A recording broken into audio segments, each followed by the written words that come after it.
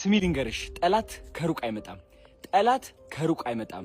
ያንቺ ጠላት የሚሆነው ያ የደከመው ማንነትሽ፣ ራስሽ እንድትጠይ የሚያደርገው ማንነትሽ፣ ራስሽ እንድትንቂ የሚያደርገው ማንነትሽ የሚያከብርና የሚያውቅ ሰው ነው። ይህ ሰው ደግሞ ካንቺ አቅራቢያ የሆነ ሰው ነው።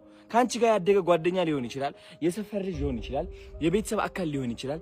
ይገባኛል። እነዚህ ሰዎች ያንቺ ማንነት ናቸው፣ ያንቺ ህይወት ናቸው፣ ያሳደጉሽና አብረውሽ የኖሩ ሰዎች ናቸው። ግን አንቺ መሄድ ካለብሽ ደረጃ የሚያቆሙሽና ዝቅ የሚያደርጉሽ ከሆነ ለምን ከነዚህ ሰዎች ጋር መቆየት ትመርጫለሽ? ለምንድን ነው ከነዚህ ሰዎች ጋር መኖርን የምትመርጪው? ምን ጥቅም አለው? ምክንያቱም እየተጎዳሽ እንደሆነ ታውቂዋለሽ። ከዚህ በላይ ለየት ያለ ስኬት እንደሚገባሽ ታውቂዋለሽ። ልንገርሽ፣ አንቺ አሁን ማለት ነው በህይወትሽ ውስጥ ከ50 ወይም 100 ሰዎች በላይ ስም መገመት እንደማትችይ ታውቂያለሽ። 100 ሰዎች ብቻ ነው የምታውቂው በህይወትሽ። አስቢ ብልሽ አሁን ቁጭ ብለሽ እነዚህ 100 ሰዎች ስማቸው ጻፊልኝ ብልሽ አትሞያቸውም።